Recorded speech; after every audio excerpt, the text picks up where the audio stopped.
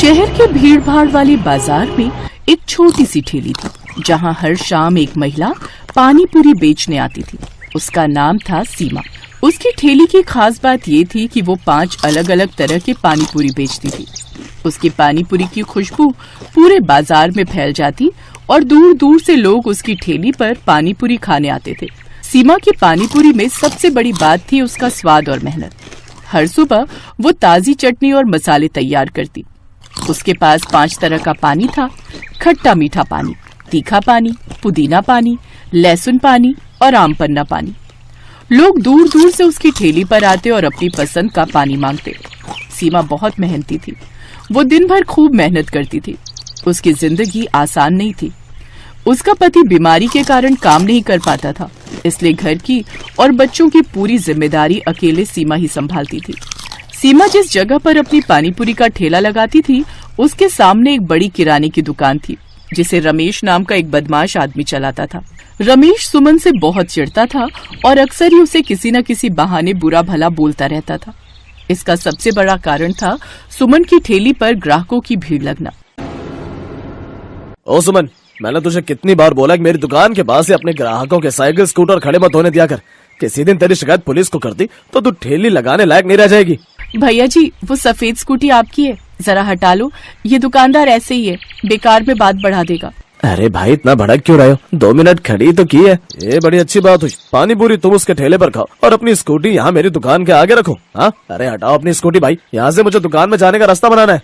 रमेश को अक्सर ऐसे ही सीमा से जलन होती थी, क्योंकि उसकी दुकान पर जितनी भीड़ नहीं जुटती थी, उससे ज्यादा लोग सीमा की ठेली पर 5 तरह की पानीपुरी खाने के लिए जमा रहते थे।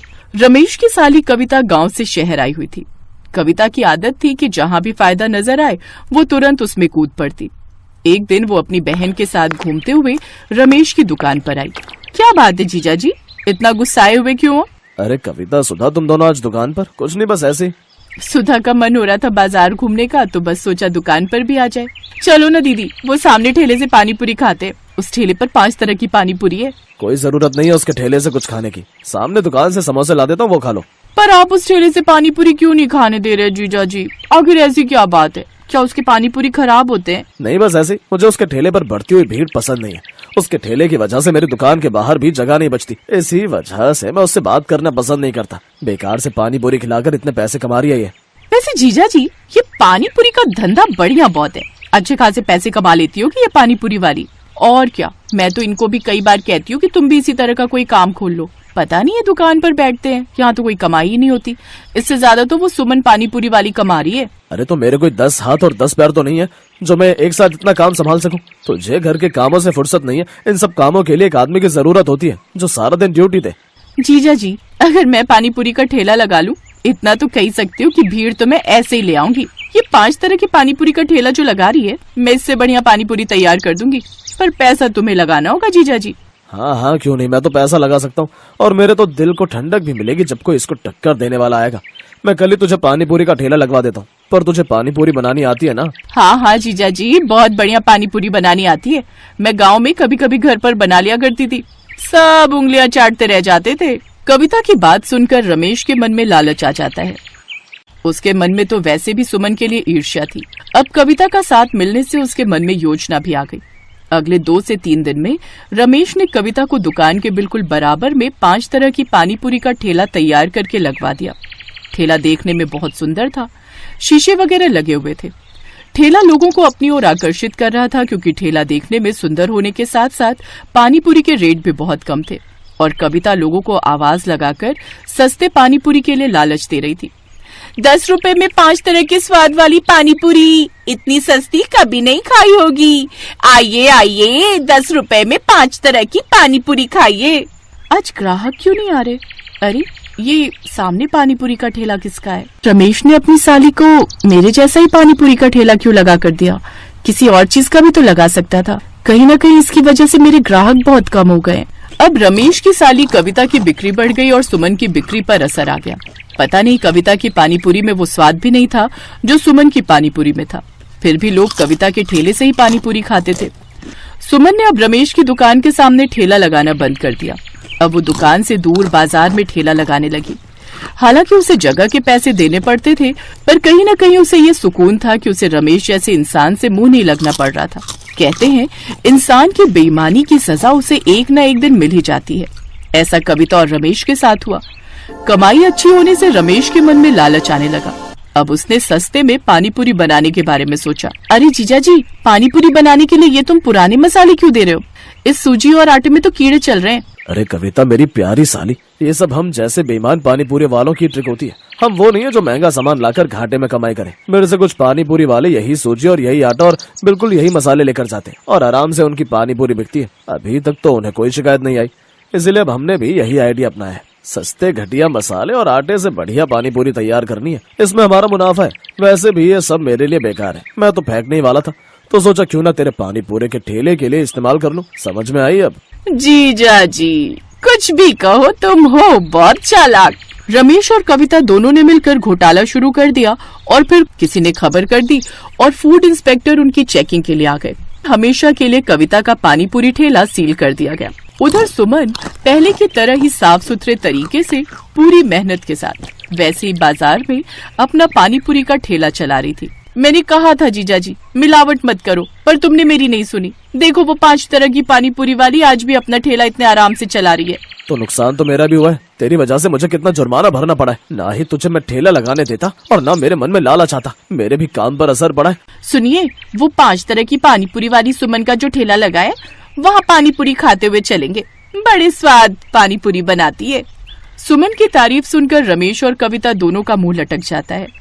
कहते हैं बेईमान इंसान कभी भी सफलता की ओर नहीं जा पाता और जो ईमानदार होते हैं वो हमेशा सफलता के रास्ते पर बढ़ते रहते हैं।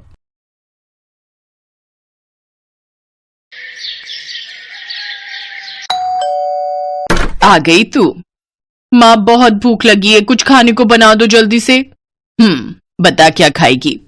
माँ सबसे जल्दी तो मैगी बनती है ना। मुझे पता था कि तू मैगी ही खाएगी। चल हाथ मुंह धो ले, मैंने पहले से ही बना कर रखी है तेरे लिए। सच में माँ? मैं बस अभी आई फिर तो। ये कहानी है रिया की, जिसे मैगी बहुत पसंद थी। वो हमेशा खाने के लिए अपनी माँ से मैगी ही मांगती थी और जब घर में कोई नहीं होता था तब भी वो खुद मैगी ही बनाकर खाती थी।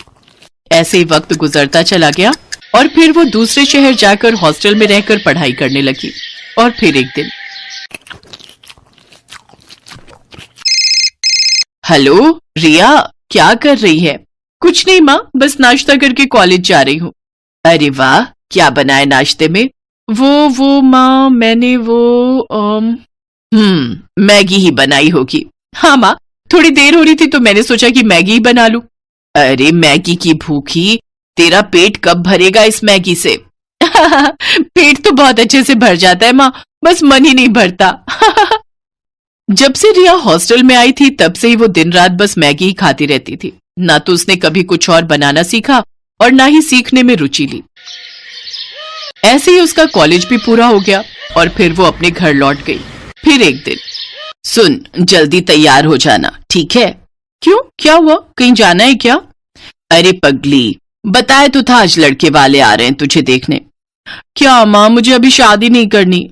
अभी नहीं तो कब करेगी? बुढ़ापे में क्या? चल जल्दी से तैयार हो जा। सरला के कहने पर रिया तैयार हो गई। सुधीर और उसकी माँ कुसुम उसे देखने आए। रिया की सुंदरता देखकर सुधीर ने उसे फौरन पसंद कर लिया और फिर 2 महीने बाद उनकी शादी की तारीख भी तय हो गई। इसी बीच सुधीर और रिया बाहर घूमने गए और फिर एक होटल में। तुम क्या खाना पसंद करोगी? मैं तो राजमा चावल खाऊंगा। वो यहाँ मैगी मिलती है क्या? हाँ मिलती ही होगी, पर होटल में आकर मैगी खाओगी? हाँ, क्यों नहीं। चलो ठीक है, जैसी तुम्हारी मर्जी। उस दिन सुधीर को समझ आ गया था कि रिया को मैगी बहुत पसंद है, लेकिन कितनी ज्यादा पसंद है ये तो उसे मालूम होना अभी बाकी था। फिर उसी शाम, रिया देख अब तेरी शादी होने जा रही है, अपने ससुराल में जाकर उन्हें क्या खिलाएगी? बस मैगी? अरे कुछ तो खाना बनाना सीख ले, वरना तेरी सास तुझे धक्के देकर घर से बाहर कर देगी। हाँ माँ, कल से मुझे खाना बनाना सिखा देना, ठीक है? रिया को कभी खाना बनाने में इंटरेस्ट नहीं आया। उसने जब बहुत आसानी से अपनी माँ को कहा कि वो कल से ही खाना बनाना सीखेगी, तभी उसकी माँ समझ गई थी कि वो जरूर कोई तिकड़म भिड़ा रही है। शादी को अब बस 10 दिन बचे थे और अगले ही दिन रिया की 4 सहेलियां उसकी शादी के लिए उसके घर में आकर रुक गईं। सरला समझ गई कि अब वो उसकी सहेलियों के सामने उसे क्या ही खाना बनाना सिखा पाएगी। और हुआ भी वही जिस बात का सरला को डर था। शादी की तारीख आ गई, पर असली कहानी तो अब शुरू होने वाली थी। शादी के ठीक 2 दिन बाद। रिया बेटी, यहाँ आओ। जी माँ जी। हमारे यहाँ रिवाज है कि नई बहू दूसरे दिन खाना बनाती है। आज सुधीर के फूफा जी और मौसा जी खाना खाने आएंगे, तो तुम एक काम करो, 3-4 तरह की बढ़िया सब्जी वगैरह बना लो। अगर तुम कहो तो मैं लग जाती हूँ तुम्हारे साथ। नहीं नहीं माँ जी, मैं कर लूंगी।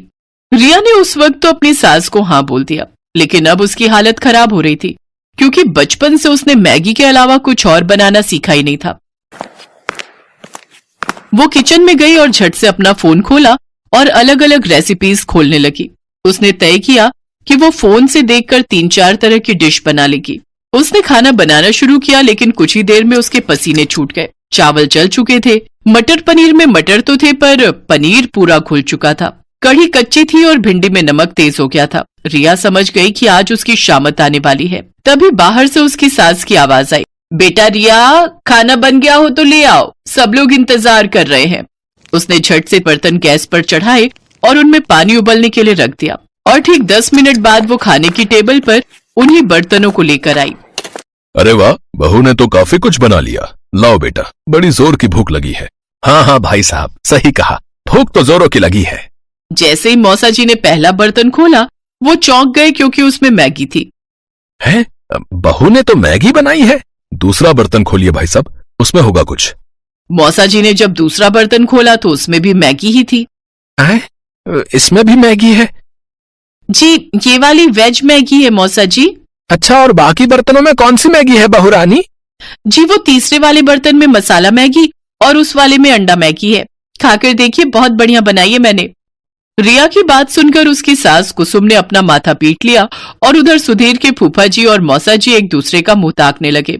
लेकिन रिया ने इस घटना के बाद भी खाना बनाना नहीं सीखा। उसकी सास कुसुम ही सबके लिए खाना बनाती थी। फिर एक दिन कुसुम खाना बनाते हुए अचानक किचन में बेहोश हो गई और फिर अस्पताल में।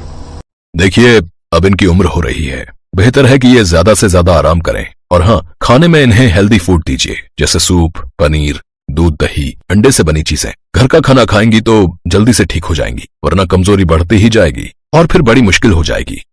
रिया और सुधीर कुसुम को घर ले आए, लेकिन रास्ते भर ना तो कुसुम ने और ना ही सुधीर ने उससे कुछ कहा। फिर अगले दिन जब कुसुम सोकर उठी तब, चलो अब फटाफट सबके लिए नाश्ता बना देती हूँ।